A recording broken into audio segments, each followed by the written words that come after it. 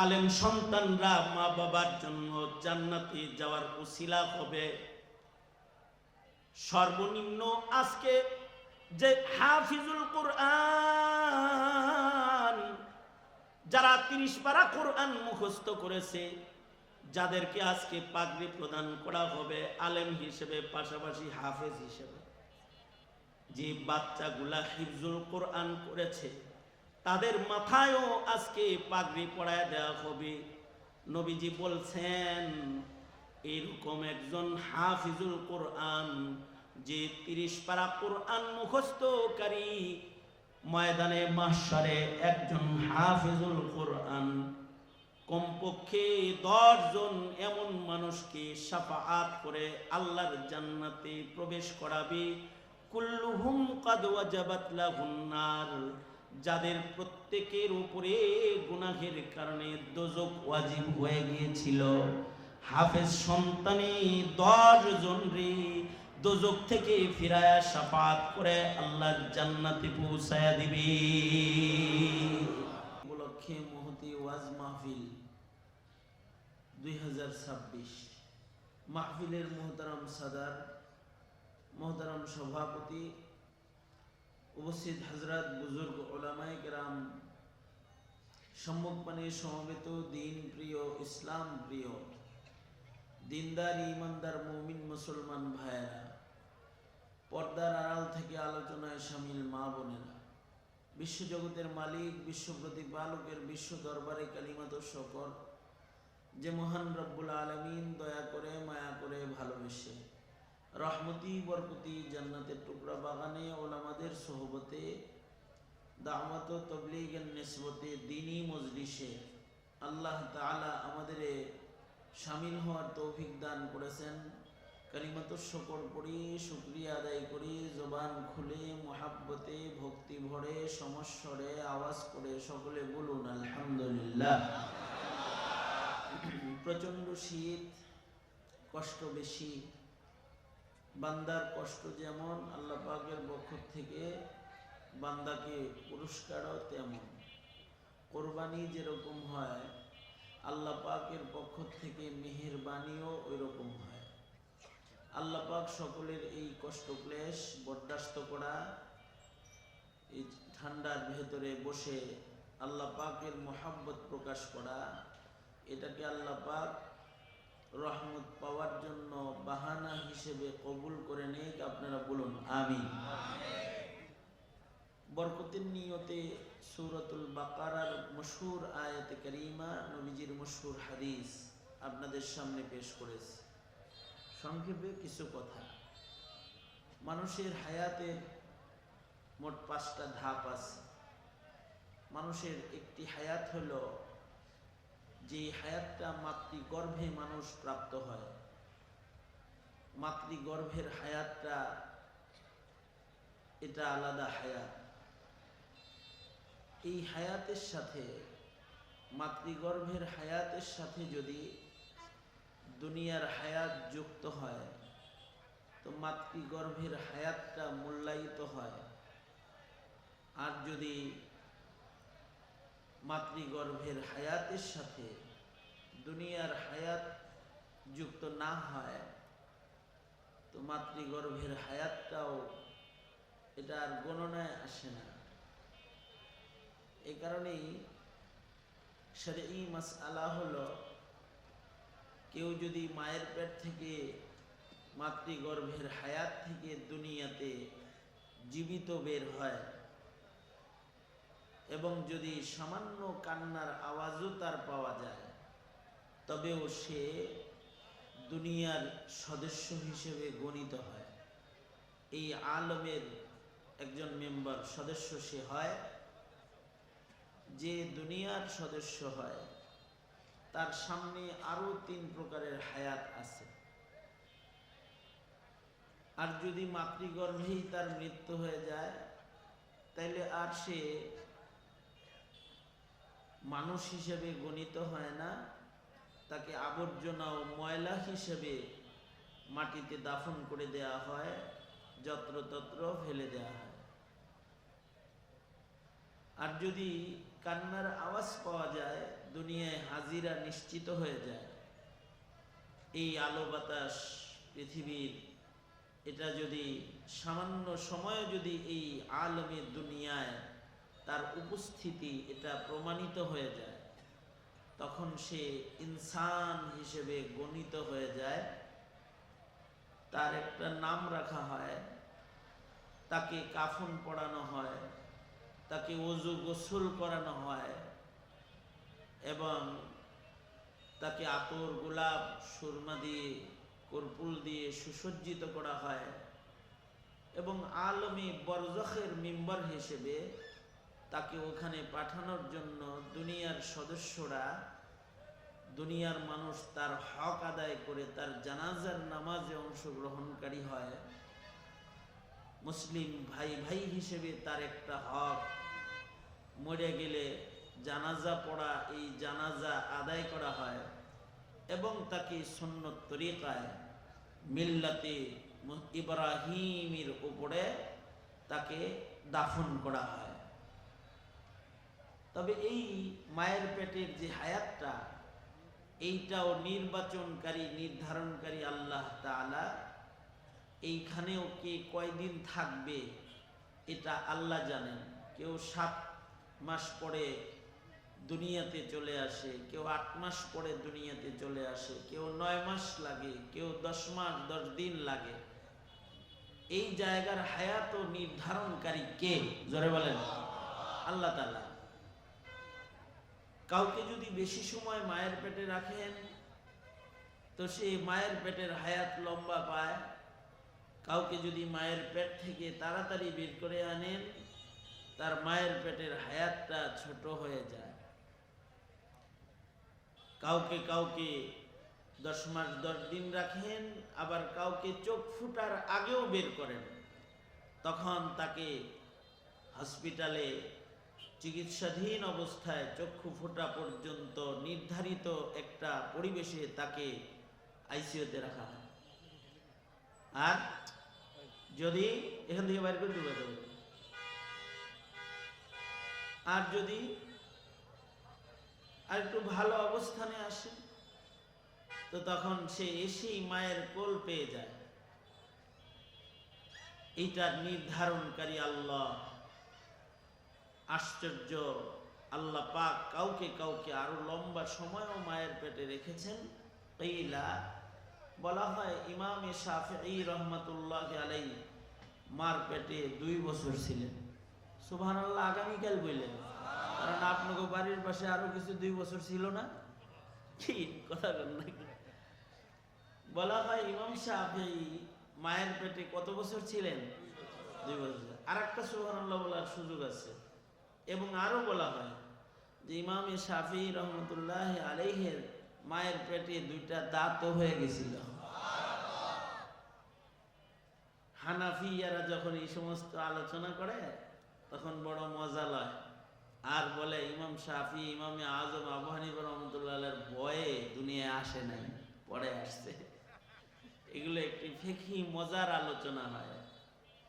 তো মুহতারাম হাজিরিন, এই যে মার পেটে 2 বছর থাকা, 1 বছর থাকা, 8 মাস থাকা, 6 মাস থাকা, মৃত বের হওয়া অথবা জীবিত বের হওয়া, সব কিছু করেন কে?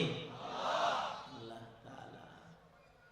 মায়ের পেট থেকে যখন দুনিয়ায় আসলো তখন সে আলাদা আরেকটা হায়াত এবার তার শুরু হলো।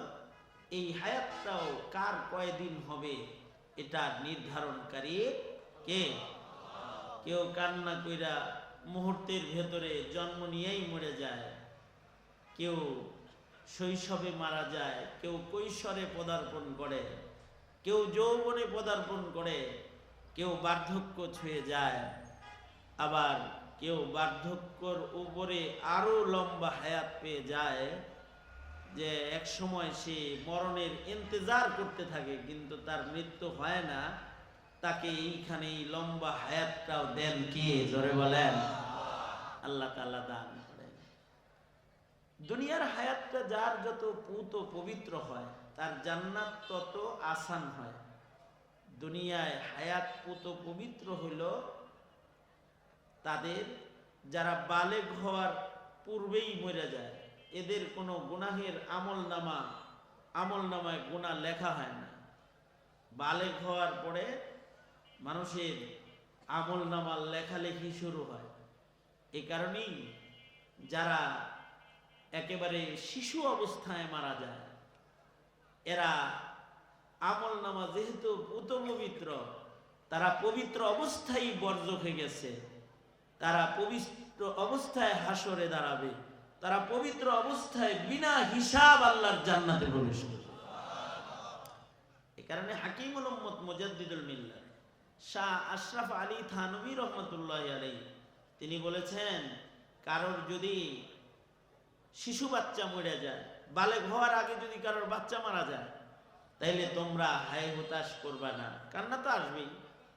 মা বাপ হিসেবে সন্তান হারাইলে বেদনা লাগে, কান্না হয়, কিন্তু প্রলাপ গাইবা না, কারণ এই সন্তানটা তোমার জন্য বিরহের কারণ হইলেও এটা রহমতের সামান, যে এই সন্তান তোমাকে মা বাবাকে ছাড়া আল্লাহর জান্নাতে ঢুকবে না। এই সন্তানটা বিনা হিসাব জান্নাতে যাবে এবং পিতা মাতাকে সাথে নিয়ে আল্লাহর জান্নাতে প্রবেশ করবে। এ কারণে কিছু কিছু মানুষের অনেকগুলো বাচ্চাও ছোটবেলায় মারা যায়, তো তখন শ্বশুর শাশুড়িরা অনেক সময় এই বউকে ভর্ৎসনা করতে থাকে, একটা কপাল পোড়া ধরে আনছি ছেলের বউ বানায়, এটা খালি বাচ্চা মরে, এটা কোন কপাল পোড়ার ঘরের কপাল পোড়া আনছি আল্লাহ জানে। এই সমস্ত কথা শ্বশুর শাশুড়ির মুখে এসে যায়। হযরত থানভী বলেন, সাবধান, কারোর বাচ্চা মরলে তারে কপাল পোড়া বইল না, সে কপালওয়ালা, তার জান্নাতে যাওয়ার একাধিক গাড়ি রেডি হয়েছে। তুমি তো এখনো পর্যন্ত জান্নাত কনফার্ম করতে পারো নাই, কিন্তু ওর জান্নাত কনফার্ম হয়ে গেছে। আমাদের বাংলাদেশের একজন বড় ফকিহ ছিলেন, ফকিহুল মিল্লাত মুফতি আব্দুর রহমান রহমতুল্লাহ আলাইহি। ওনার কাছে এসে ওনার এক শাগরেদ খালি অভিযোগ করতেছে, হযরত আমার খালি বাচ্চা কয়েকদিন পর পর মরে যায়, মা বাবাও আমার বউরে গাইলে আমারও গাইলে, এলাকার মানুষও আমাকে ভর্ৎসনা করে। তো উনি ছাত্রকে সান্ত্বনা দেওয়ার জন্য উনি বলতেছিলেন, তোর কত কপাল যে তোর বাচ্চা মইরা জান্নাতের টিকিট আইয়া পড়ছে, এরকম একটা টিকিট যদি আমি আব্দুর রহমান পাইতাম।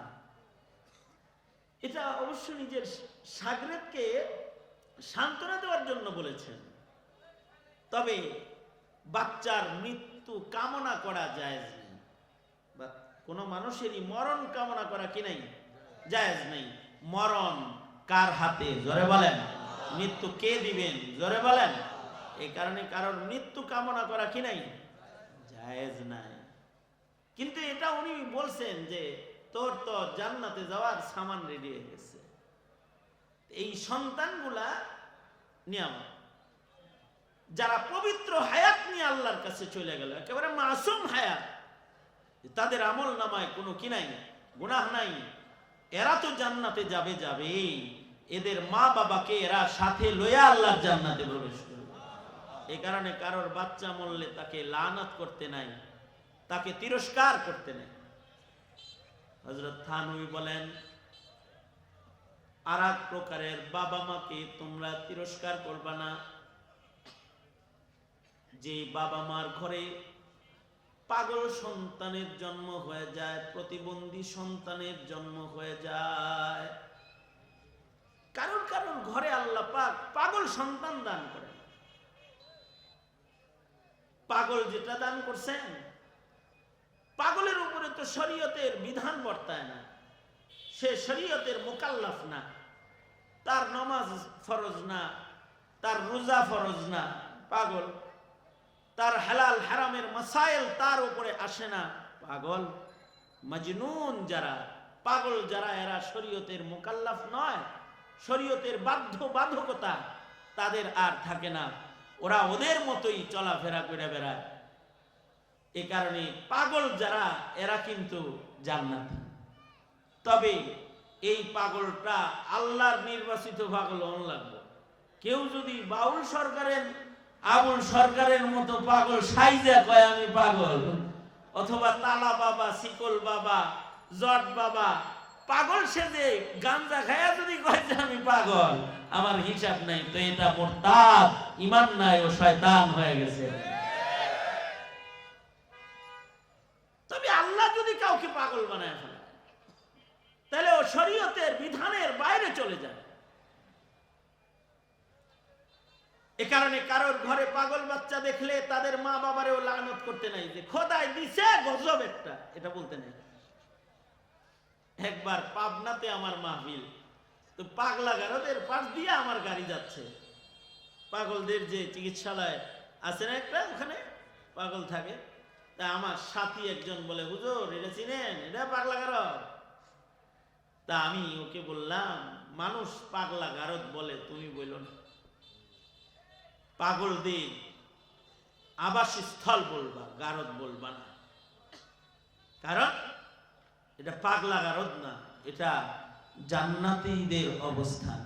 এখানে যারা আসলে পাগল আছে ওরা তো শরীয়তের মুকাল্লাফ না, ওরা এমনিই জান্নাতে যাবে। এবং আমি তাকে বললাম, নাস্তিক মুরতাদ বেঈমান সন্তানের চাইতে এরকম একটা পাগল সন্তান মা বাবার জন্য রহমত নিয়ামত। কারোর ঘরে যদি পাগল জন্মায়, পাগল শেখ হাসিনার চাইতে ভালো মিয়া, পাগল হাসানুল হক ইনুর চাইতে ভালো, মুরগি চোরা শাহরিয়ারের চাইতে ভালো, পাগল ওই যে আসাদ নূরের চাইতে ভালো, পাগল ইমরান সরকারের চাইতে ভালো, পাগল নাস্তিক মুরতাদের চাইতে অনেক ভালো, অনেক ভালো। এই জন্যে কারোর ঘরে যদি পাগল সন্তান জন্মায় তো তাকে ভর্ৎসনা করতে নেই। আমি এক মাহফিলে গেছি, তা এক বাপ তার পাগল সন্তান নিয়ে আমার কাছে আইছে ফু নিতে, দোয়া নিতে। আমার কোলে এনে দিতেছে, আমিও বাচ্চাটা দেখতে সুন্দরী, খুব সুন্দর। তো আমি তাকে টান দিছি হাতে কোলে নেওয়ার জন্য। ও তো আর হুজুর চিনে না, ও হুজুর কি, ওর মা বাপ ছাড়াও কাউরেই চিনে না। তা ও আমি ফু দেওয়ার আগেই আমারে মোটামুটি কয়েকটা বসায় দিচ্ছে, কিল ঘুষি চর থাপ্পড় যা দেওয়া দিয়ে দিছে, ধুমধাম করে মার দিছে আমারে। তাই বাবা লজ্জা পাইছে যে ছেলে আনলাম ফুনিতে, উল্টা হুজুরে ঘুষায় গেল আমার ভোলায়। ছেলেটারে কোন রকম বাসায় দিয়া আবার আসছে আমার কাছে। বাপ তো বাপই, আইসা কয় আমারে, হুজুর আমার ছেলেটারে মাফ করে দিন, আমার বাচ্চাকে আমারে মাফ করে দিন। তা আমি বললাম, আপনার ছেলেরা আমি মাফ করবো কি, ওরে তো আল্লাহ মাফ করে দিয়ে বয়ে রয়েছে, আমারে ঘুষানি তো দূরের কথা, আরো কিছু যদি ও করে ওর তো বিচার নেই। এ কারণে দেখবেন অকারেন্স করে অনেকে কয় আমার মাথা ঠিক ছিল না। এমনকি অ্যাডভোকেটরা শিখাইয়া দেয় অন্যায়কারীকে, বলবি যে মাথা ঠিক ছিল না, আমি পাগল, তাইলে তোর কমাস কম মানে ফাঁসি হইব না, অন্য কিছু হইতে পারে, শাস্তি, বাচ্চা যাবি, মৃত্যুদণ্ডের থেকে বেঁচে যাবি। এমনকি এক পরামর্শ আশেকে রাসূল, হিন্দুস্তানে এক আশেক যে সাতেমে রসুল হত্যা করেছিল, তাকে উকিলরা বলছিল, বইল যে আমার মাথা ঠিক ছিল না, এই জন্য ওরে মাইরা লাইছি। সে আদালতে যাবে, ওই দিন রাত্রেই দেখে আল্লাহর রাসূল স্বপ্ন যোগে তারে বলতেছে, কি আমার প্রেমে মারছস নাকি পাগলামি করে মারছস? সে কয়, আল্লাহর রাসূল আপনার প্রেমে মারছি ওরে। আদালতে কই যায় যে আমার প্রেমে মারছস, তা আমি তোর ইন্তজারে থাকবো। স্বপ্নে দেখছে এটা। ডক্টর ইকবাল যখন এই এর জানাজার মৃত্যুদণ্ড হয়ে গেল, পরে উকিলরা বলল, যদি কইতো পাগল তাইলে তোর মৃত্যুদণ্ড হয় না। ডক্টর ইকবাল যখন তার জানাজার লাশ খাটিয়া বহন করতেছিল, তখন কাঁদতেছিল আর বলতেছিল, এই খাটিয়াটায় ও না হয়ে আমি ইকবাল হইলে বিনা হিসাব জান্নাতে যাইতাম। তো পাগল যদি প্রমাণিত হয়, দুনিয়ার আদালতেও বিচার শিথিল হয়ে যায়। এ কারণে হযরত থানবী বলেন, পাগলের বাবা মাকে প্রলাপ, পাগলের বাবা মাকে তিরস্কার করবা না, কারণ পাগল সন্তানগুলা এগুলো মা বাবার জন্য আজমাইশ, ইমতিহান তো অবশ্যই, কিন্তু ওরাও এক প্রকারের নিয়ামত। ওরা বিনা হিসাব যখন জান্নাতে যাবে, ওদের মা বাবাকে সাথে নিয়ে ওরা আল্লাহর জান্নাতে যাবে। আমার কাছে এসে দেখা করতে এসে বলে, হুজুর আমার সন্তানটাকে ফু দোয়া আপনার কাছ থেকে নেওয়ার জন্য আনছিলাম, না জানি ও বদদোয়া পেয়ে গেল, আপনি ওরে মাফ করে দিয়েন, কারণ ও বুঝে নাও পাগল। আমি বললাম, ভাইজান ওকে তো মহান রব্বুল আলামিন ক্ষমা করে দিয়ে রেখেছেন, তো বাপ হিসাবে আপনার কানে ছোট্ট করে একটা নসিহা আমি দিয়ে দিই, এটা কিন্তু পাগল সন্তান না, এটা কিন্তু আপনার জান্নাত। ধৈর্য ধইরা খুশি মনে যদি ওর সেবা, ওর খেদমত যদি মা বাবা কইরা যায়, তো রব্বুল আলামিন আল্লাহর দেয়া আমানত লালন পালন করার পুরস্কার হিসাবে এই পাগল যখন জান্নাতে যাবে, এ পাগল সন্তানের মা বাপ বিনা হিসাব আল্লাহর জান্নাতে চলে যাবে। এটা আপনার আযাব আজমাইশ শুধু না, অথবা পরীক্ষা ইমতিহান না, এ সন্তানটা কিন্তু ভাইজান আপনার জান্নাতের দরওয়াজা। আমি তাকে সান্ত্বনা দিলে সে আর ঠিক থাকতে পারে না, আমার বুকে জড়ায় ধইরা হাউমাউ করে কান্না শুরু করছে, আর বলতেছে, হযরত আসলেই ওর আপনজন আমি আর ওর মা ছাড়া এই দুনিয়াতে আর কেউ নাই, আর কেউ নাই। সুতরাং আপনি দোয়া করবেন আল্লাহ যেন এই পাগল সন্তানের খেদমতের জন্য আমার হায়াতটা যেন আল্লাহ লম্বা করে দেয়, আমি যেন ওর খেদমত করে যেতে পারি। তবে হাকিমুল উম্মত থানভী রাহমাতুল্লাহ আলাইহি বলেন, তোমরা আল্লাহর কাছে দুইটা সন্তান আল্লাহর কাছে চাইও, দুইটা সন্তান চাইবা আল্লাহর কাছে। দুই প্রকারের সন্তান রবের কাছে চেয়ে নিবা, মেনশন করে করে চাইবা। নবীরা এক সময় সন্তান মেনশন করে চাইতো, যেমন ইব্রাহিম আলাইহিস সালাতু ওয়াস সালাম, তিনি বলে, আল্লাহ আপনার দোস্ত যেটা শেষ নবী, শ্রেষ্ঠ নবী, ওইটা কিন্তু আমার খানদানে দিয়ে দিয়েন, ইসমাইলি খানদানে দিয়েন। মেনশন করে পয়গম্বর চাইতেছে, সাইয়্যিদুল মুরসালিন চাইতেছে। আমরা তো আর নবী চাইতে পারতেছি না মেনশন করে, কারণ পৃথিবীর মাটির উপরে মানুষ যা জন্মগ্রহণ করবে, এই জমিনের উপরে কেউ আর নবী হইয়া জন্মাবে না, নবী জন্মাবে না। নবী আর জন্মাবে? জোরে আওয়াজ করে বলেন। হয় নাই, চিল্লায় আওয়াজ করে, জোরে আওয়াজ করে বলেন, জোরে আওয়াজ করে বলেন। কারণ শেষ নবী আমার নবী, বিশ্ব নবী মুহাম্মদুর রাসূলুল্লাহ সাল্লাল্লাহু আলাইহি ওয়াসাল্লাম। দুনিয়াতে আর কেউ নবী হয়ে আসবে না, আমাদের নবীজি শেষ নবী। কেউ যদি নবীর দাবিদার হয় তাইলে এটা নবী নয়, এটা দাজ্জাল, এটা কাফের। ঠিক না বে ঠিক? জোরে আওয়াজ করে বলেন। এই কারণেই বলুন, কাদিয়ানীরা কি? জোরে আওয়াজ করে বলেন, আরো জোরে আওয়াজ করে বলেন, কাদিয়ানীরা কি? কাফের।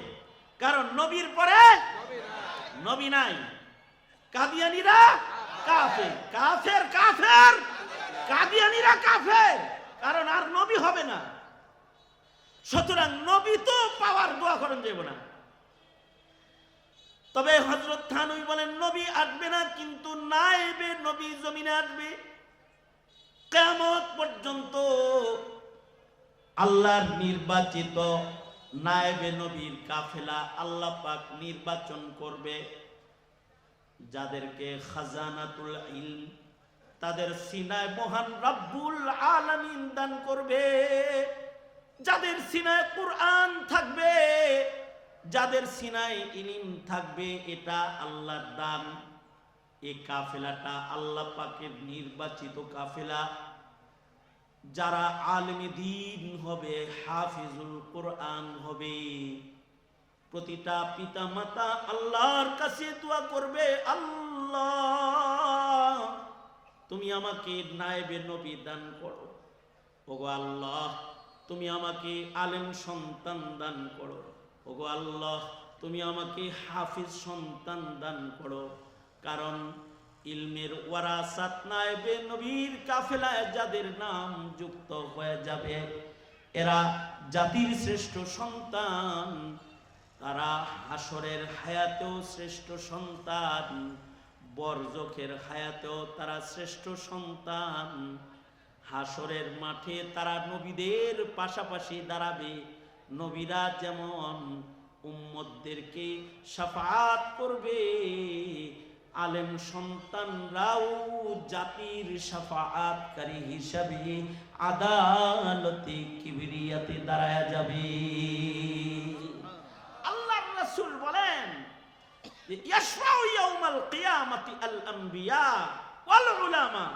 ইয়াশফাউ ইয়াউমাল কিয়ামাতি সালাস, আল আমবিয়া সুম্মা আল উলামা সুম্মা আশ শুহাদা। হাসরের কঠিন ময়দানে তিন কিসমের মানুষ আল্লাহর আদালতে শাফাআতকারী হিসেবে দাঁড়াবে। এক নাম্বার হলো নবীগণ, তারা দল দল উম্মতকে শাফাআত করবে। নবীদের শাফাআত যেমন বিস্তৃত প্রশস্ত, ওই রকম নবীদের শাফাআতের পাশাপাশি কিয়ামত পর্যন্ত নবীর আনেওয়ালা উম্মতের মধ্যে নায়েবে নবী যারা, তাদের শাফাআত হবে বিস্তৃত, অনেক প্রশস্ত। আলেমরাও অসংখ্য অগণিত মানুষকে শাফাআত করবে। না জানি হযরত আবু হুরায়রা তার ইলমের দ্বারা উপকৃত কত মানুষকে শাফাআত করবে। না জানি আব্দুল্লাহ ইবনে উমর কত মানুষকে শাফাআত করবে।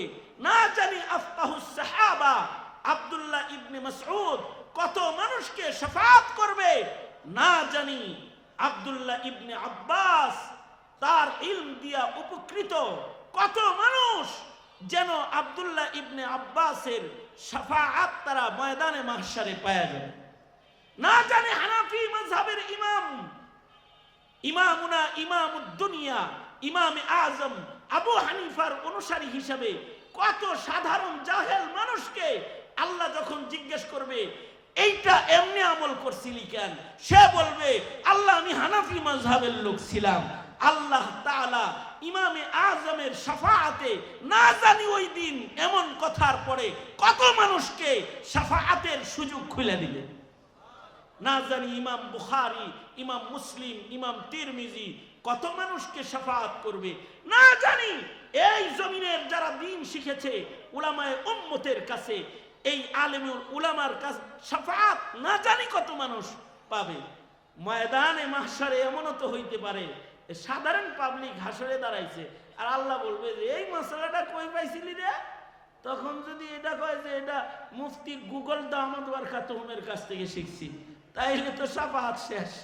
আর যদি বলে যে আল্লাহ সদস্য হুজুর শামসুল হক ফরিদপুরের বেহেশতে জোর কিতাবটা আমার কাছে ছিল, এইটা প্রতিদিন সকাল সন্ধ্যা আমার বাড়ি তালিম হইতো, এইটার ভেতরে এই মাসালাটা এইভাবে আছে, সেই দিন শামসুল হক ফরিদপুরকে দাঁড় করায় দেওয়া হবে।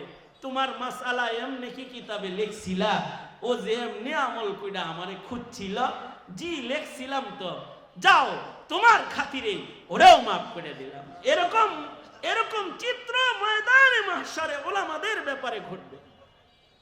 এজন্য হযরত থানবী বলেন আলেম সন্তান আল্লাহর কাছে চাইবা, কারণ আলেম সন্তানরা মা বাবার জন্য জান্নাতে যাওয়ার উসিলা হবে।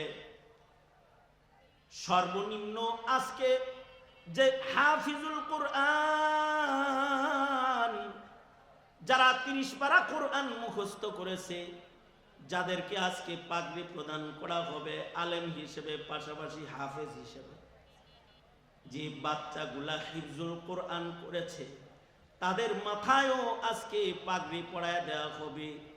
নবীজি বলছেন এরকম একজন হাফিজুল কোরআন যে 30 পারা কোরআন মুখস্থকারী, ময়দানে মাহশারে একজন হাফিজুল কোরআন কমপক্ষে 10 জন এমন মানুষকে শাফাআত করে আল্লাহর জান্নাতে প্রবেশ করাবে। কুল্লুহুম কাদ ওয়াজাবাত লাহুন নার, যাদের প্রত্যেকের উপরে গুনাহের কারণে দোজখ ওয়াজিব হয়ে গিয়েছিল। হাফেজ সন্তানে 10 জন রে দোজখ থেকে ফিরায়া শাফাআত করে আল্লাহর জান্নাতে পৌঁছায়া দিবে। হাফেজুল কোরআন হাফেজ হইছে। হযরত থানবী তো বলেছেন যে হাফেজ কমপ্লিট হয় নাই, অর্ধেক হেফজ করছে, এরপরে মারা গেছে। ওর মা বাবাকেও তাজ পড়ানো হবে, কারণ যারা অর্ধেক হিফজুল কোরআন করে মরে যায় ওদের কবরে আল্লাহ তাআলা 2 জন হাফেজ ফেরেশতা নিয়োগ দেন ওদের বাকি 10-15 পারাকে মুখস্থ করাইবার জন্য। ময়দানে মাহশারে এই বাচ্চাগুলোকে পরিপূর্ণ হাফিজুল কোরআন করে আল্লাহ পাক দাঁড় করাবে, হাফিজ হিসেবে দাঁড় করাবে, এবং তাদেরকে শাফাআত করার অধিকার আল্লাহ পাক তাদের দান করবে। এ কারণে মেনশন করে আল্লাহর কাছে আলেম সন্তান চাওয়া। আলেম সন্তান যেন তোমরা না চাও, আলেম সন্তানের মর্যাদা যেন তোমরা না বুঝো, এই চেষ্টা আওয়ামী লীগ 2 যুগ বইরা করছে। জাতির কাছে আলেমদেরকে কালারিং করার জন্য, আলেমদের গায়ে কাদা লাগানোর জন্য, আলেমদেরকে জঙ্গি বানাইবার জন্য, আলেমদেরকে ককটেল মামলার আসামি বানাইছে, হত্যা মামলার আসামি বানাইছে। আর যারা গণহত্যা করেছে তাদেরকে আশ্রয় প্রশ্রয় দিয়েছে, তাদেরকে প্রশ্রয় দিয়েছে। আলেমদেরকে জেলখানায় বন্দী করেছে, আলেমদেরকে ফাঁসির রশিতে ঝুলাইছে, আলেমদের উপরে অত্যাচারের স্টিম রোলার চালিয়েছে।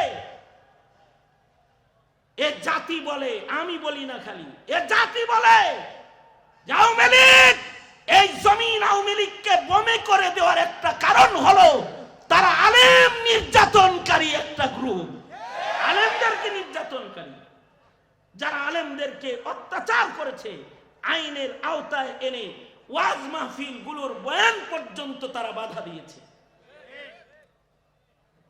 উম্মতের আলেমদের সাথে জাতির সম্পর্ক এত নড়বড়া থাকবে না, উম্মতের আলেমদের সাথে জাতির সম্পর্ক হবে গভীর ঘনিষ্ঠ। কারণ এই উম্মতের সাথে সম্পর্কই ময়দানে মাহশারে একজন মুমিনের দিনদারির সনদ হবে, মুত্তাকি হওয়ার সনদ হবে। আল্লাহওয়ালাদের সাথে মুহাব্বতটা তার আল্লাহওয়ালাদের সাথে জান্নাতে ঢোকার কারণ হবে। এটা এক প্রকারের সন্তান।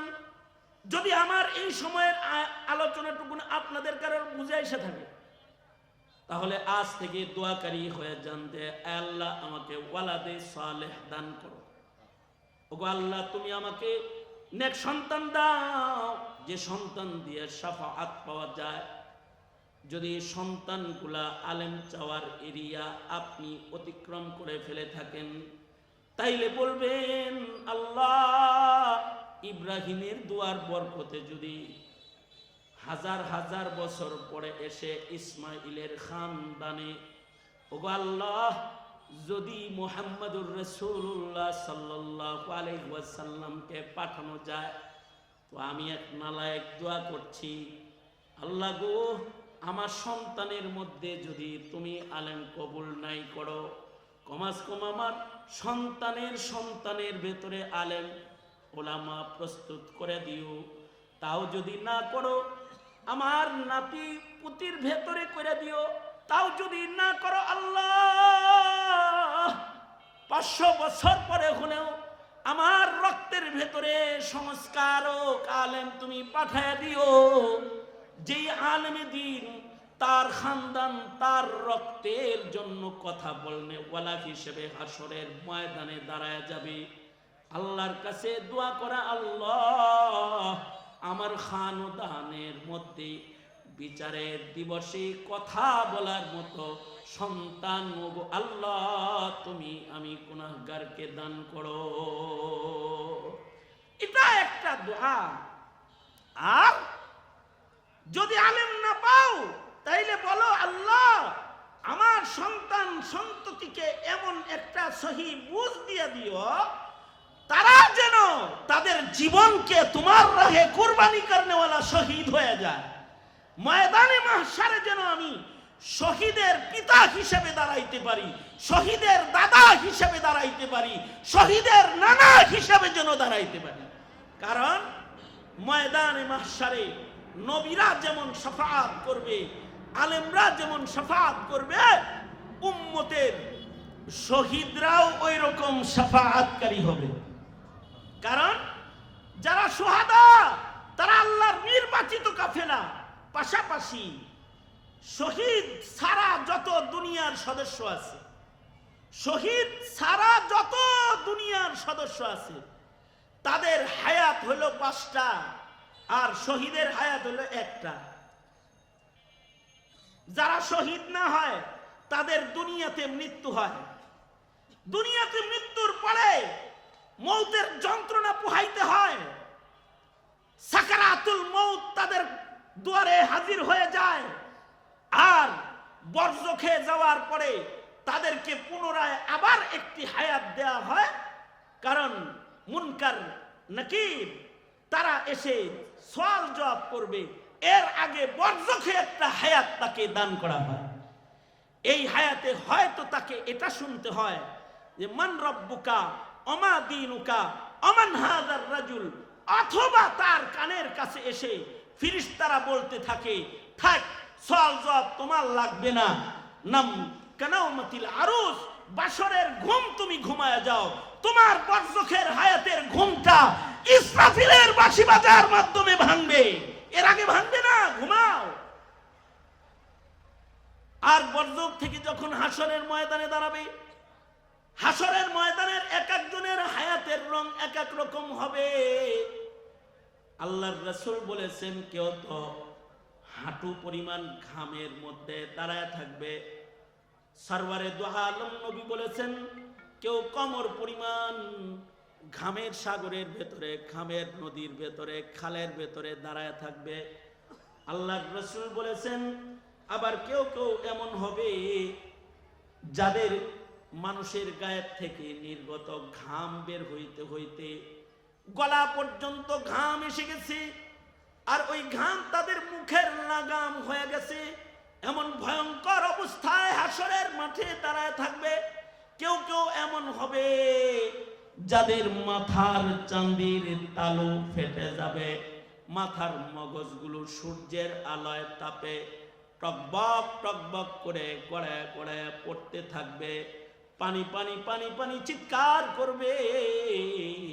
কেউ কেউ হাসরে এমন হায়াত পাবে যে পানির পিয়াস যন্ত্রণায় তাদের জিহ্বা বের হয়ে নাভি পর্যন্ত ঝুলে পড়বে।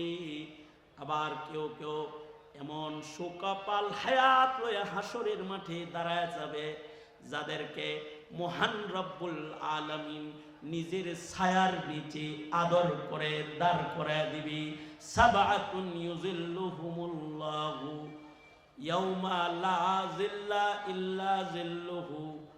7 প্রকারের মানুষ যাদেরকে ময়দানে মাহশারে বিচারের দিবসে, যেদিন আল্লাহর ছায়া ছাড়া আর কোনো ছায়া থাকবে না, রব্বুল আলামিন 7 প্রকারের মানুষকে আরশের ছায়ার নিচে জায়গা দিবে। তাদের ভেতরে তারাও যারা আদল আর ইনসাফের নেতৃত্ব প্রদান করেছে, তাদের ভেতরে তারাও যাদের দিল সব সময় মসজিদে ঝুলে থেকেছে, তাদের ভেতরে তারাও আরশের ছায়ার নিচে জায়গা পাবে। যারা 2 জনের মধ্যে আল্লাহর জন্য একে অপরকে ভালোবেসেছে, তাদের মধ্যে তারাও যাদের চোখ আল্লাহর ভয়ে রোদন করেছে, আর আল্লাহর ভয়ে তারা চোখের পানি ফেলে কেঁদেছে। এই যে প্রকারগুলো আছে, ওই প্রকারগুলোর ভেতরে আপনারা তারাও আছেন যারা আলেমের বয়ান শুনে চোখের পানি ফেলে কেঁদেছেন আল্লাহর ভয়ে। শীতের কনকনে আবহাওয়ার ভেতরে আলেম উলামার মুহাব্বতে কষ্ট ক্লেশকে বরণ করে জমানার নায়েবে নবীদের চেহারা দেখেছেন, আর মনে মনে এ দোয়া করেছেন, আল্লাহ গো, নবী পাই নাই, সাহাবীদের যুগ পাই নাই, আইম্মায়ে মুজতাহিদিনদেরকে পাই নাই, মুহাদ্দিস মুফাসসিরদেরকে পাই নাই, আখিরি জামানার উম্মত কিছু আলেম উলামা যারা হকের জন্য মাজলুম, যারা হক বলতে গিয়ে নিজের জীবন দিতে প্রস্তুত, এমন কিছু আলেমকে তোমার জন্য ভালোবেসেছি, তাদের সামনে বসেছি। এই ভালোবাসাটাও ময়দানে মাহশারের কঠিন হায়াতে আরশে আজিম, যেদিন আরশের ছায়া ছাড়া, আল্লাহর ছায়া ছাড়া আর কোনো ছায়া থাকবে না, ওয়ারাজুলান তাহাব্বা ফিল্লাহ, এই দুই ব্যক্তি যাদের মধ্যে ভালোবাসা ছিল একমাত্র আল্লাহর জন্য, এদেরকেও হাসরের কঠিন হায়াতে আল্লাহ তাআলা আরশের ছায়ার নিচে জায়গা দিয়ে দিবে। তুলনামূলক ভয়ঙ্কর ওই কাফেরার চেয়েতে তাদের হায়াত সুন্দর, যারা আরশের ছায়ার নিচে জায়গা পাওয়া যাবে। আর বিচারের পরে দুইটা হায়াত, এক প্রকারের হায়াত, একদল তো দোজখের ভেতরে যাবে, যারা দোজখের আগুনে নিক্ষিপ্ত হবে তাদের দেহ এরকম 3.5 হাত বডি থাকবে না। আল্লাহর রাসূল বলেছেন 3 দিন ঘোড়া দৌড়াইলে অথবা পায়দল হাঁটলে যতটুকুন রাস্তা মানুষ অতিক্রম করতে পারবে, এই পরিমাণ প্রশস্ত চামড়াকে মোটা বানায়া দোজখের আগুনের ভিতরে তাকে নিক্ষেপ করা হবে।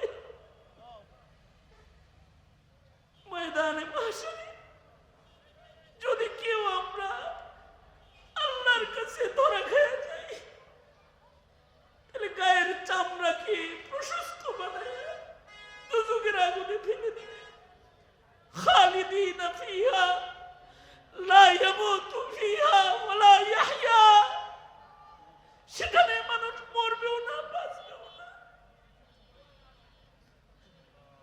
আর যদি দুনিয়ার হায়াতটাকে কেউ কাজে লাগাইতে পারে, তাইলে রব্বুল আলামিন তাকে জান্নাতের অফুরন্ত নিয়ামতে সজ্জিত হায়াত দান করবে এবং আল্লাহ পাক বান্দার বন্ধু হয়ে যাবে, নিজে মেজবান হবে।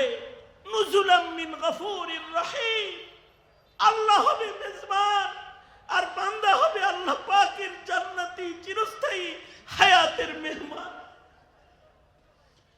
এটা তো এক কঠিন সাধ্য মাসআলা, কিন্তু মার পেট থেকে জন্ম লয়ে দুনিয়ায় আইসা তন্ত্র মন্ত্রের পেছনে না ঘুইরা কেউ যদি ইলায়ে কালিমাতুল্লাহর জন্য, আল্লাহর জমিনে ইনসাফ কায়েম করার জন্য, আল্লাহর জমিনে আল্লাহর দ্বীন কায়েম করার জন্য কেউ যদি তার জীবনটাকে বিতরণ করে দেয়, শিয়ালের মতো 1000 বছর বাঁচার তো দরকার নাই, সিংহের মতো একদিন বেঁচে শরীফ উসমান হাদির মতো সত্য উচ্চারণ করে কেউ যদি রাজপথে নিজের রক্ত বিলায়া শহীদ হয়ে যায়, অথবা কুফফারের সাথে ময়দানে জঙ্গে জিহাদের ময়দানে শামিল হয়ে যদি কেউ মরে যায়, যদি কারোর নাম চলে যায় শুহাদা, তাদের দপ্তরে যদি কারোর নাম চলে যায়, তাইলে আর তার হায়াত 5 ভাগে ভাগ হয় না। আল্লাহ কয়, দুনিয়ায় তোমরা দেখবি ওরা বর্জ্য খেয়ে চলে গেল, তোমরা অন্যদের মতো মনে করো না ওদেরও ইন্তেকাল হয়েছে, মৃত্যু হয়েছে, আর ওরা বর্জ্য ছেড়ে কবরে চলে গেছে। বরঞ্চ আমি আল্লাহ বলছি, যারা শহীদ হয়ে মরে যাবে, শহীদ হয়ে মাইয়িতের খাতায় যারা নাম লেখাবে, ওরা মুর্দা না, ওরা জিন্দা। ও দুনিয়ার মানুষ, যারা শহীদ হয়ে যায় তাদেরকে তোমরা মৃত বলো না। ওয়ালা তাকুলু লিমান ইউকতালু ফি সাবিলিল্লাহি আমওয়াত বাল আহইয়াউ ওয়ালাকিন লা তাশউরুন। আল্লাহ বলেন, ওয়ালা তাহসাবান্নাল্লাযীনা কুতিলু ফি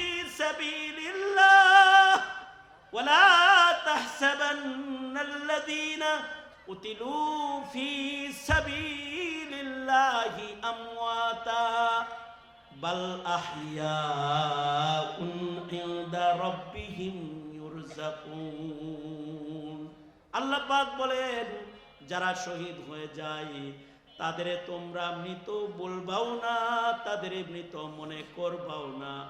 তারা শহীদ, শহীদের মরণ নাই, তাদের হায়াত একটাই।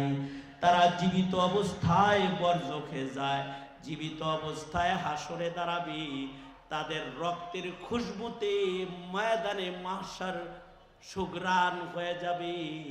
রক্তমাখা অবস্থায় জীবিত তারা আল্লাহর আদালতে দাঁড়াবে। তাদেরকে জান্নাতি হুর গিলমানরা জীবিত জান্নাতে রক্তমাখা পেয়ে নিজের হাতে হুর গিলমানরা তাদের পোশাক খোলায়া জান্নাতি পোশাক আল্লাহর হুকুমে পরায়া দিবে। এদের আর কোনো মরণ টরণ নাই। তাই সুতরাং আল্লাহর রাসূল দোয়া করতেন, আয় আল্লাহ আপনি আমাকে শাহাদাতের মৃত্যু দান করেন, নবীজির দোয়ায়। সুতরাং নিজের জীবনে শাহাদাতের তামান্না রাখো। বাতিলের মোকাবেলায় হক জিন্দার জন্য উলামায়ে দ্বীনদের আহ্বানে, যদি খাতমে নবুয়ত প্রতিষ্ঠায়, নাস্তিক মুরতাদের বিচার প্রতিষ্ঠায়, এই জমিনে জুলুমের শোষণ নির্যাতনকে বন্ধ করে ইনসাফ কায়েমের প্রতিজ্ঞায় যদি রাজপথে কাউকে হাদি হতে হয়, কাউকে আবু সাঈদ হতে হয়, কাউকে যদি শহীদদের খুনের রক্তের পেয়ালাকে চুম্বন করতে হয়, কাউকে যদি আল্লাহর পক্ষ থেকে জীবন্ত বীর হিসাবে বীর সেনানীর খাতায় নাম লেখায় জমিনে দাঁড়াইতে হয়, রাজি থাকার নাম ইমানদারি। রাজি আছো তো ইনশাআল্লাহ? এইটাই আল্লাহ পাকের নির্বাচিত পথ। কারণ যারা শহীদ হয়ে যায় তারা বিনা হিসাব আল্লাহর জান্নাতে চলে যায়। এজন্য হযরত থানবী বলেন, মেনশন করে আল্লাহর কাছে দুই প্রকারের সন্তান চাবি। একটা হলো উলামা সন্তান, আর একটা হলো শুহাদা সন্তান। নিজেরাও শহীদ হওয়ার তামান্না রাখো, শুহাদাদের কাফেলা নিজের খানদানে চাও। আজকের মহতি আয়োজনে শেখুল হাদিস ইবনে শেখুল হাদিস আল্লামা মামুনুল হক সাহেব উনি এসে বলেছেন, কিছু সময়ের ভেতরেই খাতমে বুখারী হবে, ওনার বয়ান হবে। এই যে একটা বরকতপূর্ণ মাহফিল, সুলাহা নেককার উলামাদের সাথে সময় কাটানোর সুযোগ পাওয়া, এটাও হতে পারে ময়দানে মাহশারে আরশের নিচে ছায়া পাওয়ার হায়াত পাওয়ার উসিলা।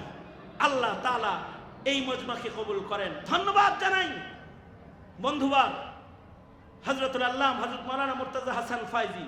এলাকাবাসী ধন্য যে মুর্তজা হাসান ফাইজি সাহেবের মতো একটা যোগ্য মানুষ এই মাদ্রাসার ইহতিমামের জিম্মাদারিতে রয়েছেন, খেদমত করে যাচ্ছেন। ওনার এই মাদ্রাসার অবস্থানের এই বাহানায় কয়েক বছর হয়ে গেল এই বন্ধুদের কাফেলা এখানে হাজিরা দেয়, আমরা আসি, আপনাদেরকে পাই। যা কিছু বললাম এর থেকে আল্লাহ নেক বুঝ দান করে, মুফতি মুর্তজা হাসান ফাইজি দামাত বরকাতুহুমকে নেক হায়াত আল্লাহ পাক লম্বা করে, আর এই মাদ্রাসাকে দিন দিন তারাক্কি উন্নতি দান করে। মাদ্রাসার মুহাদ্দিসিন হযরত এদের মধ্যে অনেকে অসুস্থ আছেন, আল্লাহ পাক তাদেরকে কামেল সুস্থতা দান করে। তোলাবা যারা লেখাপড়া করছে ওদেরকে আল্লাহ পাক কবুল মঞ্জুর করে।